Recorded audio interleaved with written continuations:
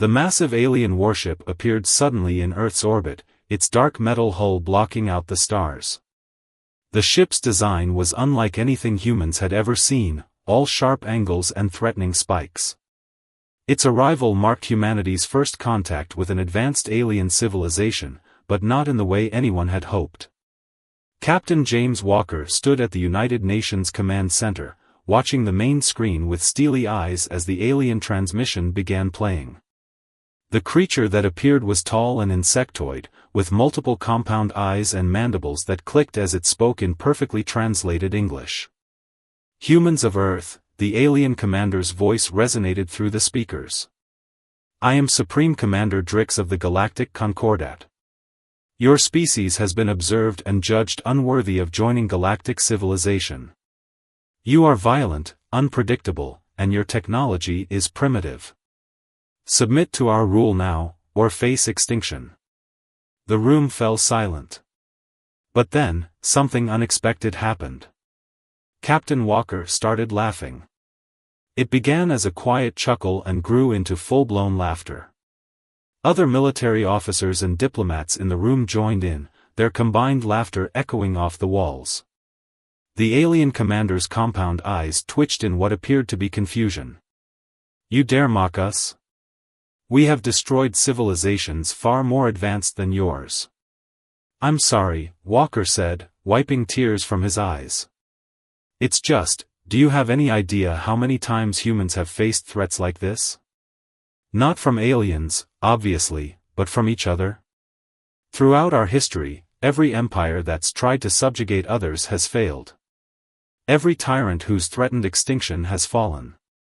He stepped closer to the screen, his amusement replaced by determination. "You see, Commander Drix, humans have something your species clearly doesn't understand: we thrive under pressure. We unite in the face of threats. And most importantly, we never, ever submit to bullies." The alien's mandibles clicked rapidly in what humans would later learn was a sign of agitation. "Your insolence will be your downfall. You have 24 Earth hours to surrender." As the transmission ended, Walker turned to face the assembled leaders of Earth. "Ladies and gentlemen, they've made a crucial mistake. They've given us time to prepare, and they've given us something even more valuable, a common enemy to unite against." Within hours, former adversaries were sharing military resources. Scientists worldwide began collaborating on weapon systems designed to counter alien technology. Intelligence agencies pooled their data. For the first time in human history, the entire species was working together toward a single goal: survival. But what the aliens didn't know was that humans had been preparing for this moment for decades. Hidden beneath the world's major cities were experimental weapon systems designed to defend against extraterrestrial threats. While most had dismissed these preparations as paranoid fantasy, now they would prove to be humanity's salvation. As the 24-hour deadline approached, Walker coordinated with military commands worldwide. The aliens had made another critical error: they had assumed Earth's apparent lack of space warfare capability meant humans were defenseless. They hadn't detected the thousands of small stealth satellites carrying experimental electromagnetic pulse weapons, carefully disguised as space debris. The Supreme Commander's final message before the deadline was meant to strike fear: your time is up. Prepare for annihilation. Walker's response was simple: we're ready. But I don't think you are. As Part 1 concluded, the aliens were about to learn a harsh lesson about humanity. Sometimes laughter in the face of threats wasn't a sign of madness or mockery, but of absolute confidence in one's ability to overcome any challenge. The first shots of the war weren't fired with plasma beams or energy weapons, but with a simple button press. As the alien fleet prepared to attack, Captain Walker gave the order that would change the course of human history. "Execute Operation Blackout," he commanded, his voice steady and confident. Across Earth's orbit, thousands of seemingly harmless pieces of space debris suddenly activated. The electromagnetic pulse weapons, hidden in plain sight for years, powered up simultaneously. The aliens had no time to react. their advanced shields were designed to stop physical attacks, not the massive surge of electromagnetic energy that washed over their ships. The mighty alien fleet, pride of the Galactic Concordat, suddenly went dark. Their weapon systems failed, their engines sputtered, and their communications died. Commander Drix's flagship, once an imposing symbol of alien superiority, now drifted helplessly in orbit. Second phase, Walker ordered. Launch the boarding parties. This was where humanity's apparent technological inferiority became their greatest advantage. While the aliens relied on complex energy shields and advanced AI systems, humans had perfected the art of primitive, mechanical systems. The boarding ships, powered by simple rocket engines and protected by basic armor plating, were immune to the electromagnetic pulse that had crippled the alien fleet. Teams of Earth's best soldiers, trained for years in secret for this very possibility, launched toward the disabled alien ships. Among them was Lieutenant Tom Miller, a former deep-sea rescue specialist. As his team's ship approached Commander Drix's flagship, he couldn't help but smile at the irony.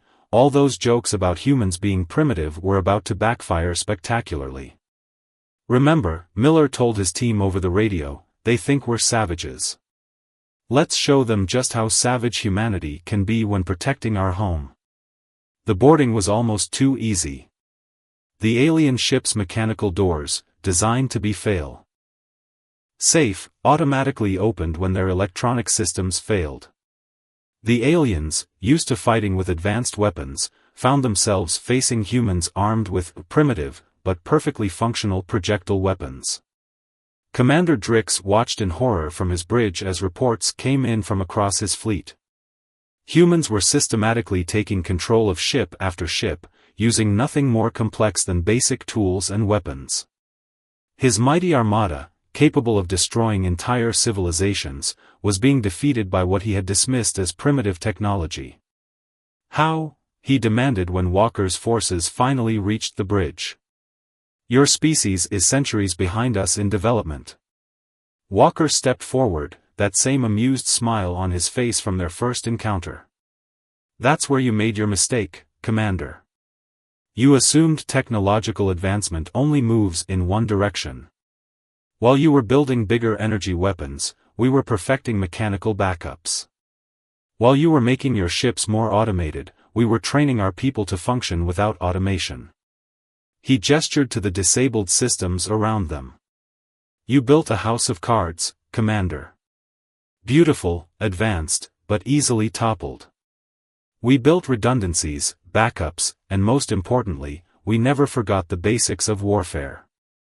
The alien commander's mandibles clicked in what humans now recognized as a sign of defeat. The Concordat will not stand for this humiliation. They will send more ships. Good, Walker replied, his smile growing wider. Because now we have your ships too. And unlike you, we'll learn from them. We'll adapt them. We'll make them better. That's another thing you didn't understand about humans, we don't just copy technology, we improve it.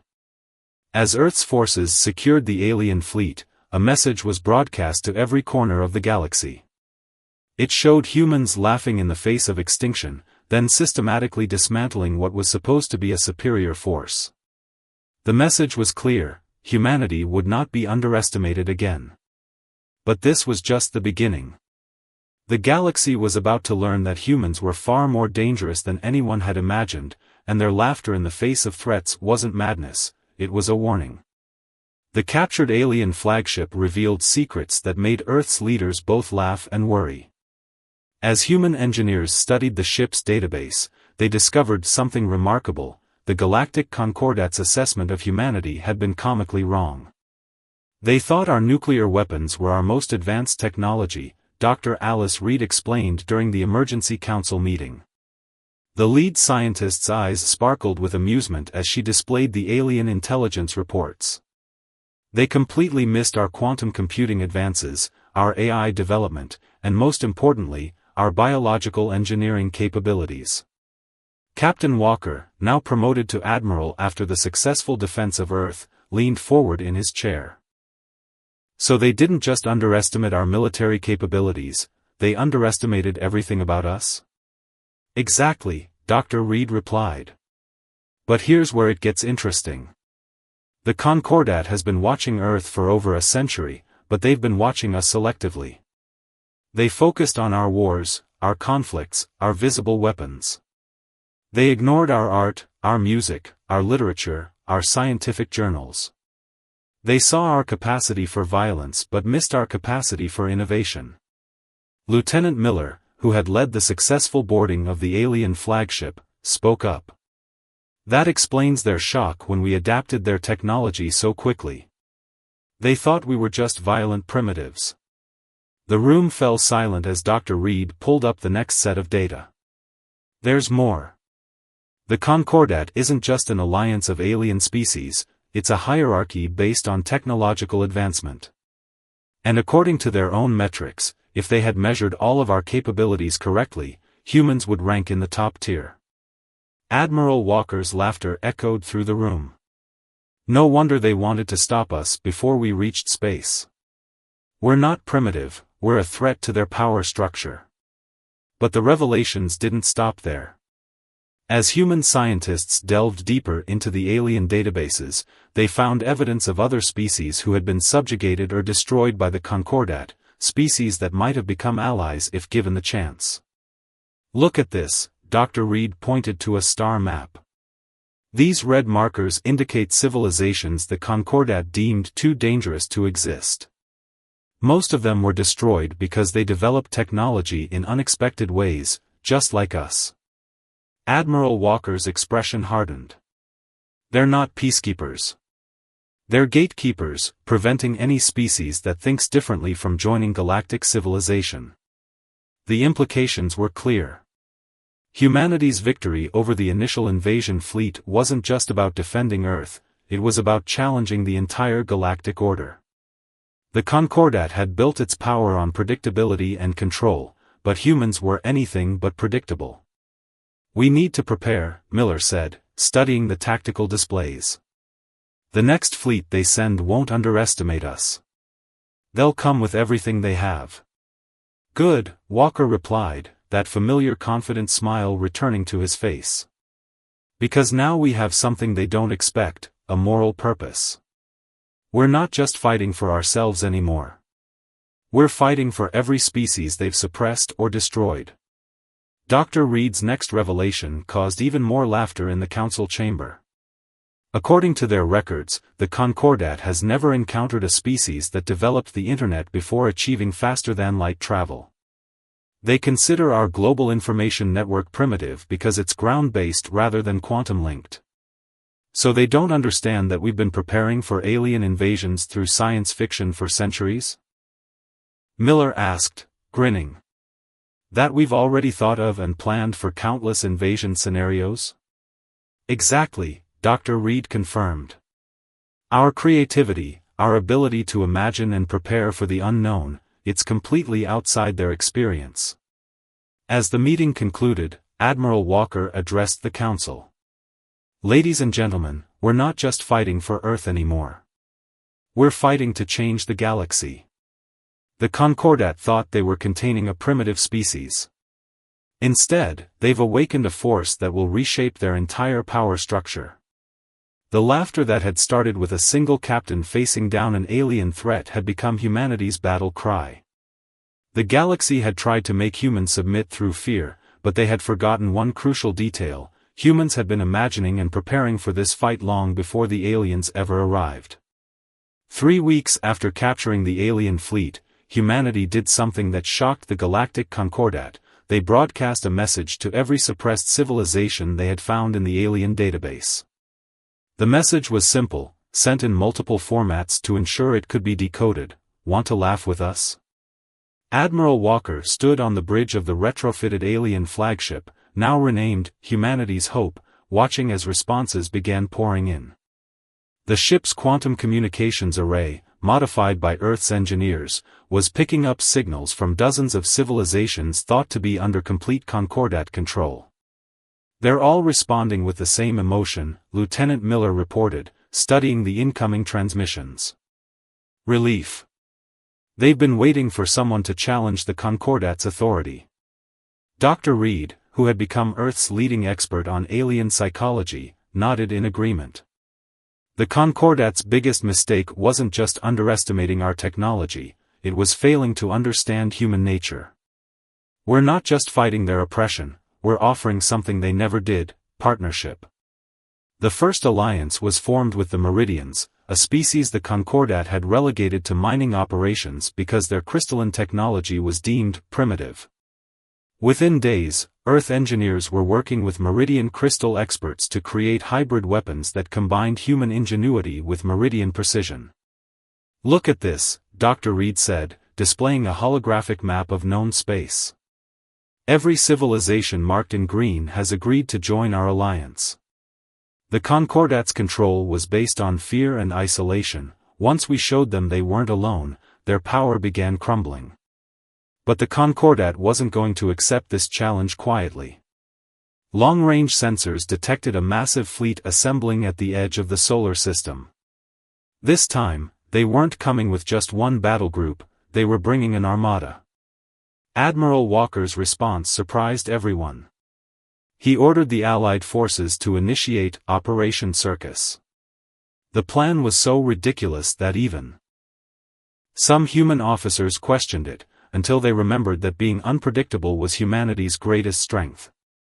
As the Concordat fleet approached Earth, they found something unprecedented: a massive space carnival. Hundreds of ships from different species were gathered, music was being broadcast on all frequencies, and improvised space stations had been converted into what appeared to be entertainment venues. The Concordat fleet's commander, Supreme General Axe, was bewildered. "They're having a celebration? When we're about to destroy them?" That's when Operation Circus revealed its true purpose. Every festive light was a disguised weapon. Every piece of carnival equipment was a military installation. The music broadcasts were carrying encrypted tactical communications. Humanity had turned their greatest party into their greatest ambush. "Ladies and gentlemen," Walker broadcast to all Allied ships, "the show is about to begin." The battle that followed would be remembered throughout the galaxy as the Laughing Victory. Human tactics, combined with technology from multiple, primitive, species, created a combat style the Concordat had never encountered. Ships performed maneuvers that seemed to defy physics, weapons combined in ways that shouldn't have been possible, and through it all, human laughter echoed through space. "You still don't get it, do you?" Walker transmitted to Supreme General Axe as the Concordat fleet found itself surrounded. "Humans don't just adapt to challenges, we enjoy them. We turn battles into games, wars into art, and yes, we laugh in the face of destruction. Not because we're crazy, but because we know that fear is the only thing giving you power." The Concordat fleet, faced with weapons they couldn't understand and tactics they couldn't predict, was forced to retreat.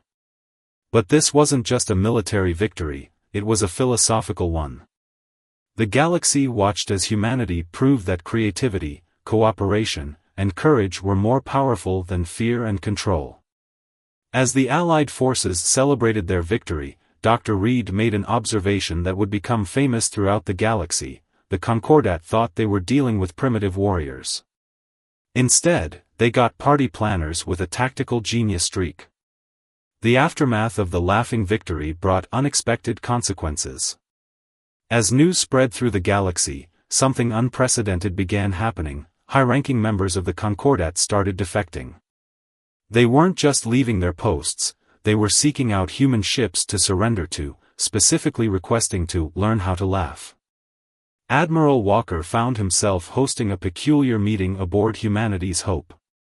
Around the conference table sat representatives from 15 different species, including 3 former Concordat commanders. The agenda? How to have fun while fighting tyranny. "I still don't understand," said former Commander Yix, his tentacles twitching nervously. "How do you maintain military discipline while encouraging such creative chaos?" Dr. Reed, who had been studying the psychological impact of human behavior on alien species, smiled. That's the secret the Concordat never understood. Discipline isn't about suppressing creativity, it's about channeling it effectively. Lieutenant Miller demonstrated by pulling up footage from Operation Circus. See how each chaotic element served a strategic purpose. The party lights were targeting systems. The dance movements were battle formations. We didn't abandon discipline, we disguised it in a way that made our forces stronger. The revolution was spreading faster than anyone had anticipated. Worlds that had been under Concordat control for centuries were organizing their own celebrations, festivals that smoothly transformed into resistance movements when Concordat forces arrived to stop them. They've given us a gift, Walker told Earth's Leadership Council. By labeling us as primitive, they made us a symbol of hope for every suppressed civilization. Our laughter has become a battle cry across the galaxy. But with success came new challenges. The Concordat, desperate to maintain control, began employing increasingly desperate tactics. They attempted to hack Earth's communications, only to find themselves battling human video game enthusiasts who treated their cyber attacks as a new online game. "Sir," Miller reported one day, trying to keep a straight face, a group of teenage hackers just rickrolled the entire Concordat leadership during their emergency broadcast. Walker raised an eyebrow. Psychological warfare through outdated memes? Now that's truly primitive warfare. The real breakthrough came when Dr. Reed discovered something remarkable in the neural patterns of various species. "Look at this," she said, displaying brain scans. When different species laugh together, their neural patterns synchronize in a way that enhances cognitive function. We're not just sharing joy, we're literally becoming smarter together. This discovery led to the development of what humans jokingly called comedy combat training, military exercises where different species learned to work together through shared humor and play. What started as a morale-boosting exercise became the foundation of the most effective multi-species fighting force the galaxy had ever seen. The Concordat's rigid hierarchy couldn't adapt to this new form of warfare.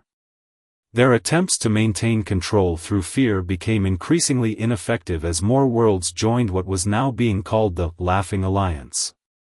They made a fundamental error in their assessment of humanity, Dr. Reed explained during a strategic briefing. They thought our laughter in the face of threats was a sign of primitive defiance.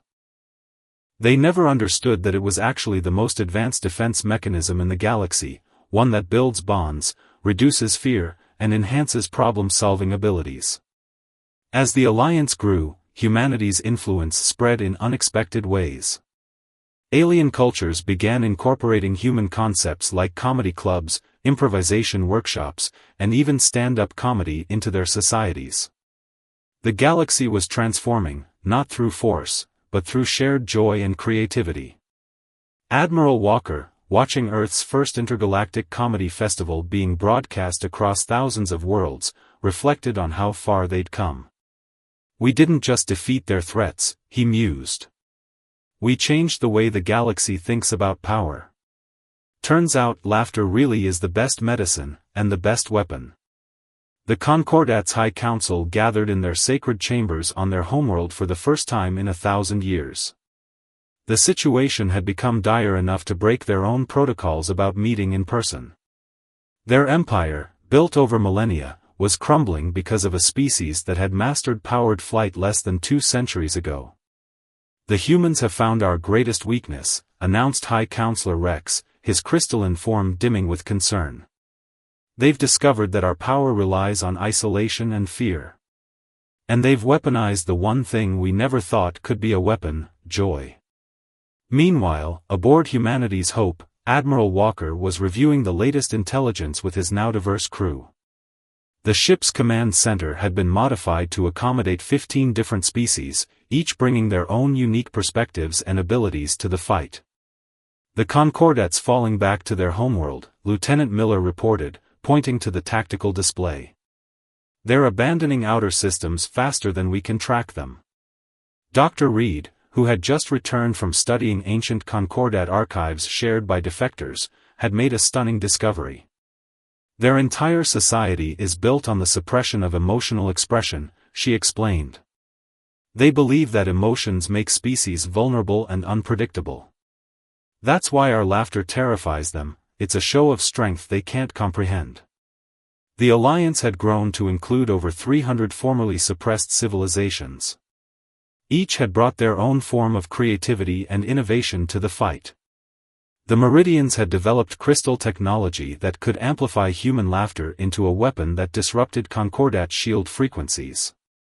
The aquatic Delphians had created submarines that could travel through space using bubble technology, completely confounding Concordat sensors. But here's the real breakthrough, Dr. Reed continued, displaying a holographic model of the Concordat homeworld. Their entire planetary defense system is based on detecting hostile emotions, anger, fear, aggression. They never programmed it to detect positive emotions because they didn't consider them a threat. Admiral Walker's eyes lit up with that now famous gleam. Are you suggesting what I think you're suggesting? Yes, Reed grinned. We can walk right through their defenses if we're happy enough about it. The plan they developed was dubbed Operation Joy Ride. The Alliance fleet would approach the Concordat homeworld not as an invasion force, but as the biggest party the galaxy had ever seen. Every ship would broadcast music, jokes, and laughter. The crews would be required to maintain genuine feelings of happiness and celebration. Former Commander Yix, now one of their strongest allies, shook his head in amazement. In all my years serving the Concordat, I never imagined we could be defeated by a parade. The day of the operation arrived. Thousands of ships from hundreds of species approached the Concordat homeworld, their crews singing, dancing, and laughing. True to Dr. Reed's prediction, the planetary defense systems remained dormant, confused by the overwhelming positive emotions they weren't designed to process. The High Council watched in horror as their ultimate defense system, the product of thousands of years of engineering, was rendered useless by the sound of children's laughter being broadcast across all frequencies. "This is Admiral Walker of the Laughing Alliance," the transmission echoed through the council chambers. "We're here to offer you a choice. You can continue trying to control the galaxy through fear, or you can join us in building something new. Either way, we're coming in to show you what you've been missing." As Alliance ships landed across the Concordat capital, they were met not with resistance, but with curiosity. Younger members of the Concordat species, who had never experienced genuine joy, watched in fascination as humans and their allies demonstrated the power of shared happiness. The revolution that had started with one captain's defiant laugh was about to transform the oldest and most powerful civilization in the galaxy. And the best part? Everyone was having fun doing it. The final battle for the galaxy's future wasn't fought with weapons, but with a choice. As Alliance forces spread across the Concordat homeworld, something unprecedented began to happen.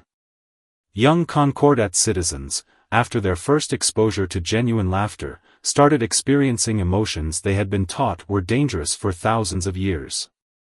Admiral Walker, Dr. Reed, and Lieutenant Miller stood in the Grand Hall of the High Council, facing the leaders of what had once been the most powerful empire in known space. But instead of demanding surrender, they had brought something else: history books. "Before we decide the future," Walker announced, "let's understand the past." Dr. Reed stepped forward, displaying holographic records recovered from ancient Concordat archives. "Your civilization wasn't always like this," she explained to the stunned council. "Your ancestors laughed, celebrated, created art. The suppression of emotions was a choice made during a dark period of your history, but it became a prison that trapped thousands of species in fear." High Counselor Rex's crystalline form flickered with unfamiliar sensations. "We believed we were maintaining order," he said, his voice carrying uncertainty for the first time in centuries. "We thought emotional expression led to chaos and destruction.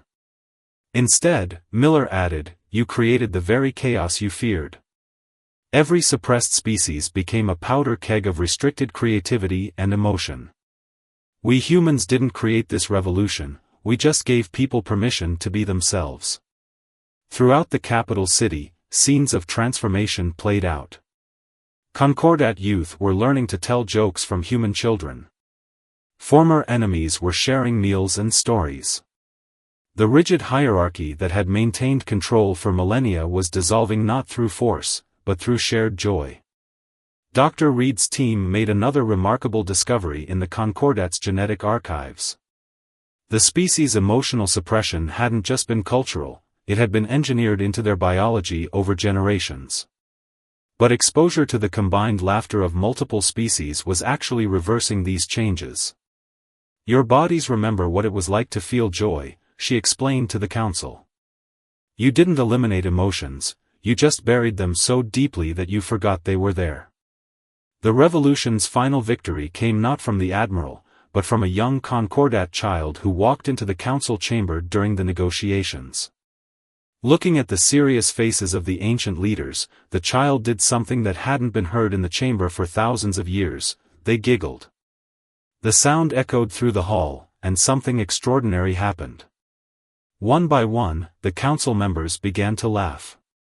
It started small, unfamiliar, but grew into genuine expression of joy. Centuries of genetic and cultural suppression shattered in a moment of pure, innocent happiness. Admiral Walker stepped back, watching as the most powerful beings in the galaxy rediscovered their ability to feel. This is how we win, he said quietly. Not by destroying our enemies, but by reminding them of who they used to be. In the years that followed, the galaxy transformed. The Concordat was reformed into the Galactic Coalition, where all species were free to develop according to their own nature. The human tendency to laugh in the face of danger became celebrated as one of the forces that had saved civilization itself. Earth established the galaxy's first University of Joy, where species from across space came to study the power of positive emotions in technology, warfare, and peace. The same laughter that had once marked humans as primitives became recognized as the most sophisticated technology in the universe, the ability to find light in darkness, hope in despair, and strength in happiness. Admiral Walker, speaking at the inauguration of the new Galactic Council, summed up humanity's journey. They thought our laughter was a sign of weakness, of primitive defiance. They didn't understand that laughter is the sound of freedom, of courage, of life itself. In teaching the galaxy to laugh again, we didn't just win a war, we healed a wound thousands of years old. And somewhere in the Grand Hall, a child's giggle echoed once again, reminding everyone that the greatest power in the universe isn't technology, weapons, or control, it's the simple, profound ability to find joy even in the darkest moments.